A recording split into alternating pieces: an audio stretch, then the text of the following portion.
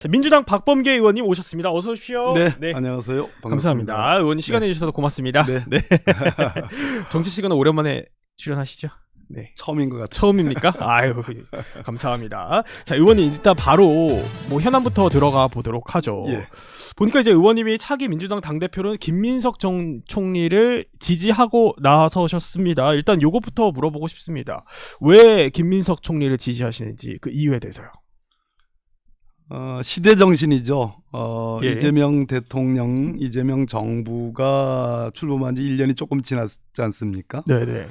많은 국민들로부터 대통령이 지지를 받고 있고, 대통령의 소위 이제 중도 확장 실용 정책, 성과를 강조하시는 그러한 정책들이 대한민국 곳곳에서 실질적으로 효력을 발생하고 있는 상황에서 네.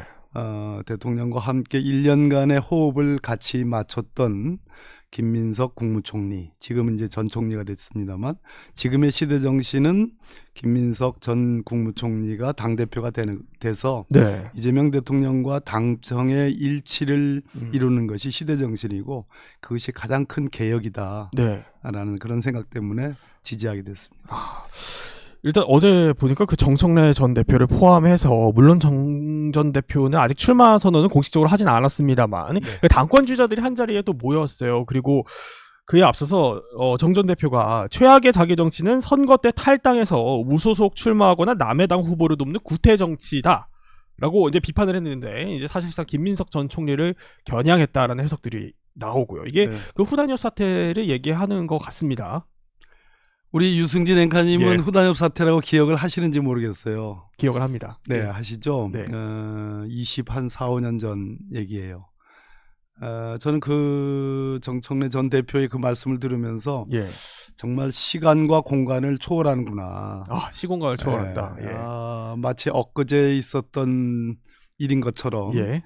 그렇게 과장해서 표현하는 것에 굉장히 놀랐습니다. 기억의 저편에 있는 일이었고요. 그 뒤에 2002년에 뭐 제가 판사직을 벗고 노무현 대통령 후보를 네. 지지해서 왔던 사람인데, 그 뒤를 놓고 보면 2008년에 노무현 대통령께서 김민석 당시 민주당 최고위원을 만나가지고 예. 역사적으로 또 공식적으로 화해된 것이라는 표현을 하셨어요. 또 그 뒤의 일을 따져놓고 볼 것 같으면 김민석 전 총리는 말 그대로 문재인 정부의 출범, 그 당시 상황본부장을 맡았습니다. 굉장한 중책이고 굉장한 요직이죠. 그렇게 해서 정말로 열심히 해서 문재인 대통령 탄생에 기여했고, 이재명 대통령 탄생에는 뭐 절대적인 선대위원장 아니었습니까? 그런 측면에서 역사와 시간, 그리고 네. 김민석이라는 개인의 유능함으로 그리고 일관됨으로 저는 그 당시에 지금 지적하는 그런 문제는 치유가 됐고 네. 화해가 된 일이다. 그걸 가지고 마치 엊그제 벌어진 일 것처럼 얘기하는 걸 보면서 정청래 전 대표는 4년간의 공백이 있었죠. 예. 일종의 그또 자기 정치에 책임을 지는 시간 4년이라고 한다면, 김민석 전 총리는 14년, 15년 정도의 소위 백수도 아닌 퇴수의 시간을, 야인의 시간을 보냈습니다. 그런 측면에서 그것은 치유된 문제를 마치 현재 벌어지는 것처럼 얘기하는 것은 맞지 않다, 이렇게 맞지 생각합니다. 않다. 당시 그 후단협 사태 때도 이제 의원님께서도 당시 나도 분노했었다라고 또 고백을 하시기도 하셨던 물론입니다. 인터뷰를 제가 보기도 했습니다. 네, 물론입니다. 예. 근데 그 이후에 이제 정치인으로서의 평가는 좀 달라야 한다, 이렇게 달라요. 보시는 물론입니다. 거군요. 네. 자, 일단 요것과 또 별개로 이제 자기 네. 정치 논란이 계속 일고 예. 있는 그 이유 중에 하나는, 사실 김민석 전 총리가 앞서서 이제 출마 선언을 하면서 먼저 자기 정치 얘기를 꺼내 들었고요. 네. 거기에 대해서 이제 정 전 대표는 당대표 로망 발언을 함으로써 평지 풍파를 일으킨 그런 게 뭐 대표적인 자기 정치 아니겠냐라고 또 반박을 했는데, 이 당대표 로망 발언에 대해서는 좀 어떻게 봐야 될까요, 의원님? 어느 인터뷰에서 했던 발언인 예. 것 같습니다. 그렇다고 해서 제가 누누이 말씀드리는데 김민석 전 총리의 당대표 출마를 비판하려면 예. 직전직함이 아까 제가 시간과 기억과 오래된 어떤 그 역사적인 사실들 네. 그런 속에서 치유되고 화해됐고 또 그런 역사적 사실을 통해서 그 사람의 유능함, 그 사람의 시대 정신을 평가해야 된다고 그랬지 않습니까? 그러면 김민석 전 총리가 당 대표로서 출마하는 것이 적임이냐 아니냐, 시대 정신에 맞느냐 안 맞느냐는 것을 평가하려면 직전직함인 대한민국 이재명 정부의 초대 총리로서 예. 하자가 있느냐 여부를 따져야 되거든요. 네. 근데 그런 건 있지 않지 않습니까? 다만 어느 인터뷰에서 당대표 출마할 생각이 있느냐? 그거 로망이다라고 얘기하는 그 언사가 그렇게 비판받아야 될 것인지 마치 그것을 자기 정치라고 정청래 전 대표께서 이렇게 지적하고 비판해야 될 거리는 아니라고 보고 네. 김인석 전 총리가 말씀하시는 정청래 전 대표의 자기 정치는 우리가 얼마나 어렵게 집권했습니까? 네. 말 그대로 윤석열의 2024년도 12월 3 그날 밤에 정말 택도 안 되는 그 청천벽력과 같은 쿠데타 내란이 있지 않았으면 어떻게 될 줄 모르는 상황이었지 않습니까? 근데 그 내란을 진압했고 말 그대로 윤석열을 탄핵함으로써 우리가 집권했단 말이에요. 그러한 어려움을 겪고서 집권한 이재명 정부 1년의 성과가 있다. 네. 그런데 그 성과가 국민들이 평가하는데 거기에 불협화음을 군대 구석구석에서 보여줬던 일들이 실제 하고 있고 많은 국민과 지지자들, 당원들이 그런 점을 지적하고 있단 말입니다. 예. 가장 대표적인 것이 코스피 5천. 역사적인 일이잖아요. 네네네. 코스피 5천을 기록한 날에 정청래 전 대표가 그 당시 대표가 예. 했던 발언이 뭡니까? 그것은 느닷없는 폭탄 선언과 같은 조국 혁신당과의 합당 문제를 꺼냈습니다. 네네. 이렇듯이 일종의 제어되지 않는 주관적 예. 자아가 너무 강한 분, 주관적 자아가 너무 강한 분, 네. 이런 측면에서 불협화음이 있었던 것은 틀림없는 것이고 그것이 최근에 치러진 지방선거에 당원들의 기대를 충족하지 못한 이유로 네. 귀결됐다. 그 점을 비판하는 겁니다. 그러니까 의원님은 이제 대표적인 또 실사례까지 또 거론을 직접 네네네. 해주셨지만 그럼에도 불구하고 이제 정청래 전 대표는 얼마 전에 또 페이스북에 적기를 명청대전은 실제하지 않는다 이렇게 또 반박을 하거든요. 실제를 합니까? 실제하지 않습니까? 우리가 적벽대전이라는 영화를 볼 때 예. 제갈량이 네. 전략이 옳은지 그른지 저것이 기가 막히게 동남풍이 불어가지고 기가 막히게 맞았구나. 예. 화공 전법이. 그러면서 우리가 그 영화를 볼 때 참 재밌다, 훌륭하다, 멋지다, 스펙타클하다라는 평가를 내리잖아요. 예. 명청대전이라는 것은 정청래 전 대표가 스스로 만든 용어가 아니죠. 네. 왜냐하면 당사자이기 때문에 그렇습니다. 그래서 명청대전이라는 평가는 언론과 당원들 또는 네네. 국민 일각에서 만들어낸 평가거든요. 예, 왜? 예. 정청래 전 대표가 당시 대표로서 이재명 대통령의 국정수행을 국민으로부터 지지받는 국정수행에 충분한 조력을 하지 못했다라는 평가 때문에 나온 거예요. 예. 그것은 정청래 대표가 자초한 일이죠. 그러니까 본인이 그런 건 없는 일이다라고 얘기할 자격이 안 되는 겁니다. 당사자기 때문에. 네. 당사자기 때문에 그렇게 평가할 수는 없다. 또 이렇게 선을 그으시는군요. 그렇습니다. 자, 이 선호 투표제도 한번 여쭤봐야 될 것 같습니다. 아직 결론을 또 내지 못하고 있거든요. 문제 친청계 최고위원들의 반발로 인해서 뭐 되지 않고 있다 이런 분석들도 나오고요. 이 선호 투표제는 어떻게 해야 될까요? 왜 결론이 안 나고 있을까요? 첫째, 선호투표제가 지금 거의 일주일째 엄청난 평지풍파를 일으키면서 예. 논란의 중심이 되고 있습니다. 이 네. 선호투표제가 어제도 그렇고 그저께도 그렇고 그러니까요. 오늘은 월요일 아닙니까? 예. 지난 주말에 최종적인 합의가 되지 않은 이유는 지금 최고위원회를 구성하고 있는 다수인 소위 정청래 대표와 함께 네. 정청래 대표를 도왔던 최고위원들이 이것을 반대하기 때문입니다.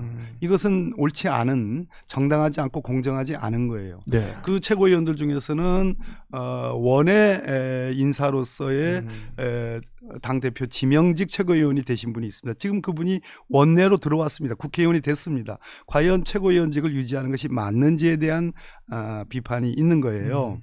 그런 상황에서 전준이라는, 저는 이재명 대선 후보를 뽑았던 전국 전당대회, 예. 즉 민주당의 대선 후보를 뽑았던 전국 전당대회나 또 지난 2024년도에 총선에 가장 큰 선거였던 총선에 민주당 중앙당 선관위원장을 한 사람입니다. 예. 선관이라든지 또는 전준이라든지 이러한 선거 때의 특별한 기구들의 존중, 네. 기구들의 어떤 그 엄정함에 대한 존중을 최고위가 뒤집고 그것을 따라주지 않는다면은 예, 그것은 당헌 당규상의 큰 정신들을 위배하는 거예요. 어. 만약 그렇게 되면 누가 어느 독립된 기구가 어느 어떤 그 초당적인 그러한 사태가 벌어졌을 때 누가 소신 있게 그런 전준희의 결정에 승복하겠습니까? 예. 이 전준희는 정청래 대표 당시의 얼개와 틀이 만들어진 기구입니다. 무슨 뭐 김인석 전 총리가 네네. 입김을 뭐 여기에 작용을 해가지고 만들어진 기구가 아니에요. 정청래 대표 당시에 이 틀이 만들어지고 아마 제가 알기로는 위원들도 그 당시에 거의 다 내정이 되지 않았을까 하는 추측도 해봅니다. 예. 그런데 그것을 정청래 전 대표 당시에 친청 소위 말하는 최고위원들이 이 전준희의 결정을 뒤집다. 네. 그리고 그것을 통과시켜주지 않는다는 것은 그것은 말 그대로 민주당의 당헌 정신을 위배되는 거예요. 이 선호투표제는 이미 예. 시행이 여러 차례 됐습니다. 경기도당위원장 선거, 또 앞서서, 경북도당 예. 선거위원장 선거, 그리고 국회의장 선거 등등의 시행이 됐었고 작년에 정청래 대표가 전당대회에 출마했지 않습니까? 네네. 그 당시에도 전준희와 당무의 의결을 거쳐서 이 선호투표제가 도입이 됐고 시행이 안 됐을 뿐이에요. 왜냐하면 예. 후보가 둘밖에 없었기 네네네. 때문에. 그래서 이것은 역사적으로 있었던 일이고 이미 전준희가 의결된 사안을 저것을 결국은 막는다는 것은 말 그대로 선수가 예.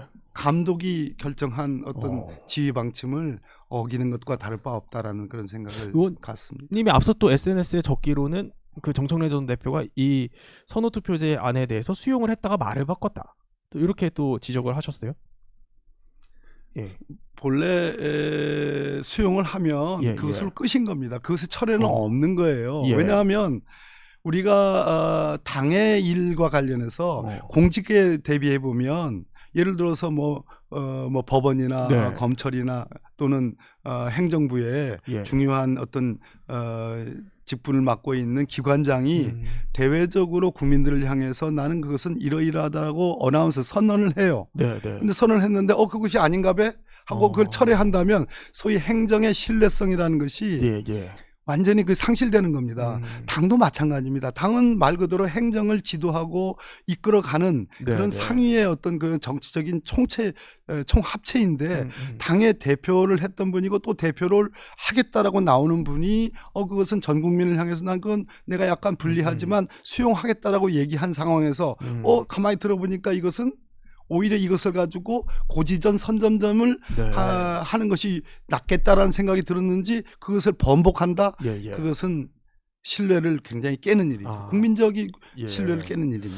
약간 이때 의원님께서 앞서 표현할 때 약간 불리하지만이라는 단어를 쓰셔서 본인이 이게- 그렇게 예, 표현을 예, 예, 그러니까요. 했습니다. 그래서 이제 어제인가요? 그 정청래 전 대표도 한 만평을 인용을 해서 이제 다구리라는 단어가 들어있는 만평이었어요.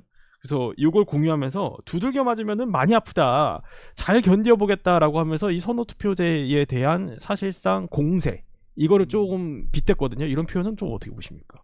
어느 이제 제가 사는 예. 지역의 충청 언론에 실린 만평을 네. 인용했으니까 인용하는 것은 인용한 사람, 즉 정청래 전 대표의 생각이라고 저는 단정하고 말씀드립니다. 네, 네. 다구리라는 말을 잘 안 쓰는 표현인데 아무튼 언론이 썼으니까요. 네. 근데 다구리 이제 여러 사람이 한 사람을 약한 사람을 뭐 이렇게 상대해서 하는 네, 거 네. 아니겠어요? 정청래 전 대표가 쓸 계제는 아니라고 생각합니다. 왜냐하면 누구보다 세잖아요. 누구보다 사납잖아요. 네, 네. 솔직한 얘기로 안 그렇습니까? 예. 김인석 전 총리하고 정청래 전 대표하고 예. 비교해 놓으면 소위 퍼스널리티 인성적으로 누가 네. 더 싸납냐 하면 거의 뭐 열의 아홉은 정승래 전 대표가 사납다라고 얘기를 할 겁니다. 그 사나운 기질이 법사위원장을 하면서 제가 너무나 잘 모셔서 일을 했기 때문에 너무나 잘 아는 일이에요. 그것이 소위 내란 청산 국면에서 맞아 떨어진 겁니다. 그 시대 정신이 있었기 때문에 당대표를 한 거고요.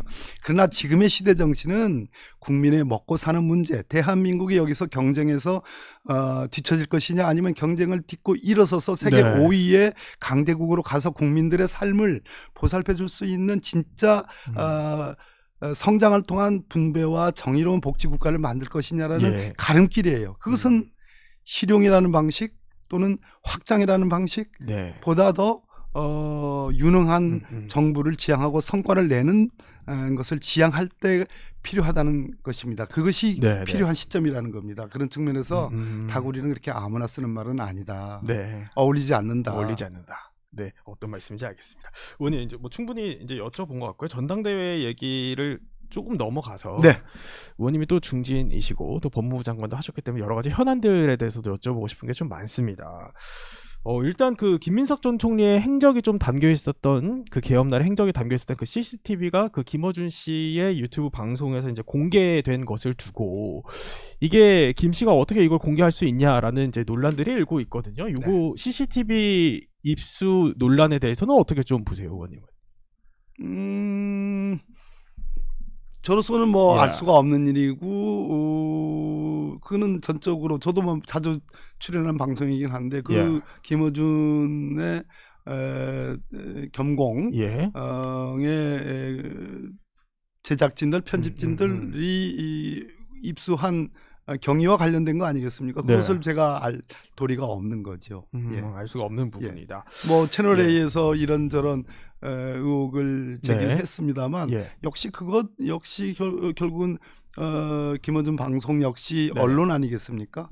언론의 자유의 한 일환이 아닐까 하는 생각이 듭니다. 네, 저희는 이제 뭐 국회 측에 따르면 이제 김민석 전 총리 측이 영상을 받아갔다 이제 초에 그런 보도를 했었던 걸로 말씀드리겠습니다. 그 하나만 더 여쭤보면은 이석연 국민통합위원장께서 어제였죠. 그 보안수사권 완전 폐지는 헌법에 위배된다라고 또 이제 지적을 하셨는데, 이게 현 정부가 이런 위헌 주장을 한 게 또 처음이어서 주목을 많이 받고 있거든요. 의원님은 여기에 대해서는 어떤 생각을 좀 갖고 계세요? 글쎄요, 이석연 국민통합위원장께서 이제 위헌이다라는 말씀을 하셨지만 위헌까지는 생각해보진 않았고요. 아니다. 지금 보안수사권 관련해서는 결국은 이것이 전당대회 용으로 지금 보안수사권 논의가 지금 쓰여지고 있는 형국이 됐습니다. 김민석 전 총리께서 저한테 말씀하시기로는 분명히 5월 달에 정부는 90% 이상의 검찰개혁, 즉 공소청이 만들어지고 검찰청이 폐지되고 중수청이 만들어지는 그런 것들이 다 입법화되는 계제의 보안수사권 부분도 거의 한 10% 정도의 내용들이니까 보안수사권 문제도 그때 정리를 하기를 원했다. 정부는 그런 입장이었다라고 당에 전달을 했는데 정청래 대표께서는 기억이 나지 않는다 이렇게 얘기했죠. 그런데 한정현 정책위 의장은 맞다, 그렇게 그런 제안들이 있었던 게 맞다라고 하는 거 아니겠습니까? 근데 결과적으로 지금 보안수사권 부분이 검찰개혁의 마지막 활용 점정이 돼야 되는데 이것이 지금 전당대회에 당권 주자들의 일종의 선명성과 관련된 지금 공세의 뭐 정청래 전 대표가 그렇게 공세의 그 어떤 틀을 지금 잡고 얘기하는 거 아니겠습니까? 그래서 논의가 지금 뜨거워졌습니다. 그런 상황에서 이것이 위헌인지 여부나 또는 아주 제가 표현하는 내용 중에 이런 표현이 있습니다. 소위 형사사법적 비상상황이라는 것이 있다라는 것이 있는데, 그러한 상황에서 과연 경찰에게 모든 권한을 그렇게 수사권을 다 줬을 때 그것의 남용 여지, 예를 들어서 아주 오래전 일이지만 탁 치니까 억하고 죽었다라는 소위 박정철 고문 열사의 고문치사 사건과 같은 것이 경찰에서 벌어진 일이잖아요. 그런 일이 다시는 일어나지 않아야 되겠지만 그러한 중대한 인권 침해 범죄라든지 또는 예를 들어서 지금과 같은 어떤 최근에 문제되고 있는 증거인멸 사건 같은 사건들이 특히 디지털 성범죄가 저는 굉장히 주목하고 있습니다. 그런 경우에 첨단 AI 기법으로 어떤 딥페이크 같은 고도의 성범죄를 만들어내기도 하지만 그런 기술로 아주 즉각적이고 신속하게 증거를 인멸할 수도 있는 거거든요. 그렇게 목전에 증거 인멸이 벌어지거나 인멸할 위험성이 있는 경우 네. 또는 공소시효가 아주 인접한 그러한 사건인 경우 이러한 3대 케이스를 들면서 이런 부분에 대한 보안 장치가 필요한 거 아니냐. 꼭 뭐 보안 수사권을 남겨놓자라는 그런 주장은 아닙니다. 네. 이런 부분에 대한 굉장히 고도의 논의가 필요하다. 예. 그래서 제가 드리고 싶은 말씀은 지금 어차피 전당대회에 임박해서 이 보안수사권 부분이 예. 논의가 치열하게 되고 있으니 예. 더 논의를 깊고 음. 넓게 해서 치열하게 해서 지금 뭐 전당대회 전에 이 법안을 통과시키지 말고 10월 달에 공소청이 출범하니까 예. 9월이라는 정기국회 시간이 있습니다. 8월 말도 있고요. 그래서 조금 더 논의를 풍성하게 좀 치열하게 가져가 보는 것이 어떻겠는가 하는 것이 제 생각입니다. 그러니까 당대표 선거 이후에 결정을 내리자 이런 말씀이신 거죠. 논의를 지금부터 네. 더 치열하게 해서 예. 서두르지 말자라는 얘기입니다. 예, 거기에는 그 장윤기 사건을 포함해서 아까 제가 증거인멸 사건은 장윤기 사건을 그 사건을 말씀하시는 거군요. 네, 알겠습니다. 지금까지 민주당 박범계 의원과 함께 얘기 나눠봤습니다. 의원님 고맙습니다. 네, 고맙습니다. 네.